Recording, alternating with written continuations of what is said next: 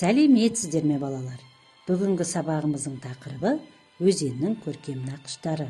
28-ші сабақ.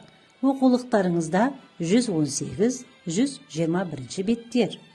Сабақтың мақсаты: тыңдалған музыканың сипатын, мазмұнын, жанрын, көркемдеуіш құралдарын анықтау және салыстыру. Тыңдалған музыка жайлы өзінің ойын, сезімін түсіндіру. Музыкалық көркем образдарды аша отырып, түрлі сипатты әндерді орындау. Балалар, сіздер өткен сабақта су жайында толық мәліметтер алдыңыздар, және сіздерге сілтемеде берілді. Сіздер су түрлері, суды қадірлеу, судың пайдасы, тіпті судың түрлі күйлерін қандай аспаптармен бейнелеуге болатындығында жақсы біліп алдыңыздар. Олай болатын болса, балалар, сабағымыздың тақырыбына байланысты бүгінгі сабақты Илья Жақановтың «Еділ мен жайық» әнін тыңдаумен бастаймыз.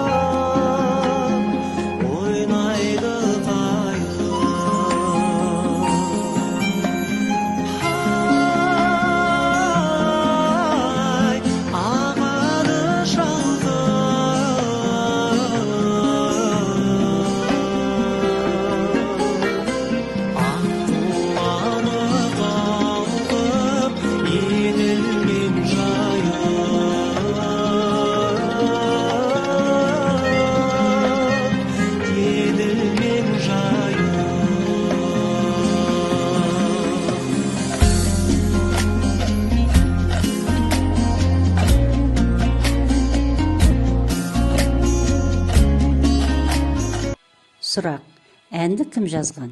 Не жайында айтылады? Неге Еділ мен жайықты егіз өзендер деп айтады? Әуеннің сипаты қандай? Ән қандай ойлар мен музыкалық сезімдерді қозғайды? Бүгінгі тақырыбымызға байланысты жаңа музыкалық сауаттылық, бұл бағдарламалық музыка, музыкалық бейне және симфониялық поэма. Бағдарламалық музыка дегеніміз таза аспаптық немесе оркестрлік музыкалық шығарманың түрі. Оның мазмұны композитордың берген атауы, болмаса шағын поэтикалық мәтінге байланысты ашылады. Музыкалық бейне музыкалық дыбыстар арқылы көркемдік бейнені сипаттау тәсілі. Ал симфониялық поэма симфониялық музыканың жанры және бағдарламалық музыка. Оның мазмұнында әдебиет, сурет, тарих және табиғат көріністер бейнеленеді. Міне осындай күрделі жанрда өзінің бағдарламалық музыкасында әдебиет пен суретті, тарихты және табиғат көріністерін бейнелеп суреттеген Бедржих Сметана, атақты чех композиторы, пианист, дирижер. Ол Чехияның ұлттық композиторлар мектебін қалаушы. Өз шығармаларында ең алғаш рет чех халқының өмірін сипаттаған және халық әуендерін пайдаланған. Композитордың «Моя Родина» симфониялық поэмалар цикліндегі «Влтава» симфониялық поэмасы Чехияның бейресми ұлттық гимні болып саналады. Композитор шығармасы Чехия еліндегі ең әдемі өзендердің бірі Влтава өзеніне арналған. Влтава симфониялық поэмасы бағдарламалық музыкаға жатады.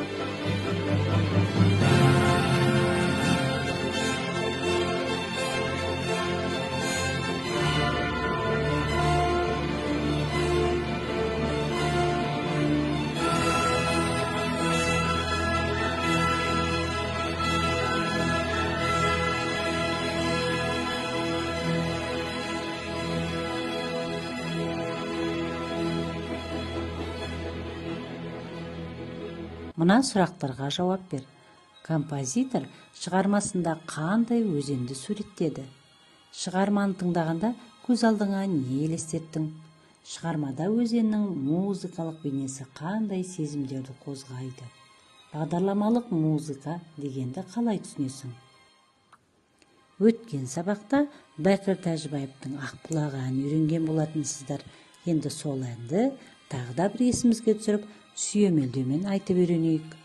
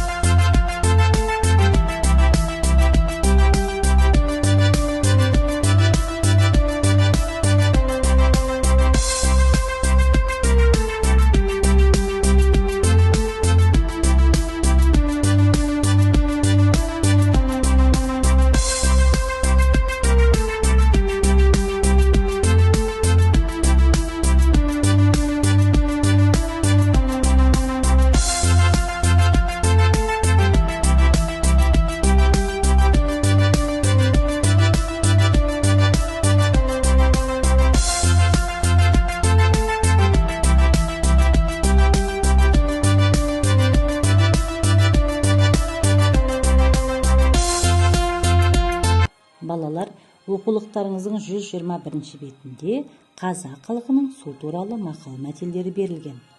Сол мақал-мәтелдерді оқып, мазмұнын, мағынасын түсіне біліңіздер, және де судың қадірін, судың пайдасын біле жүріңіздер. Мақал-мәтелдер жаттап жүреміз.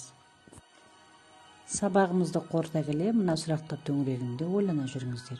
Бағдарламалық музыка деп қандай музыканы айтамыз? Музыкалық бейнені қалай түсінесің? Симфониялық поэманың мазмұны нені бейнелейді? Өзен, көлдер жайында қандай әндер білесің? Рефлексия. Бүгінгі сабақтан не білдің? Қай тапсырма қиын болды? Бүгінгі сабақ несімен құнды болды? Сау саламатта болыңыздар.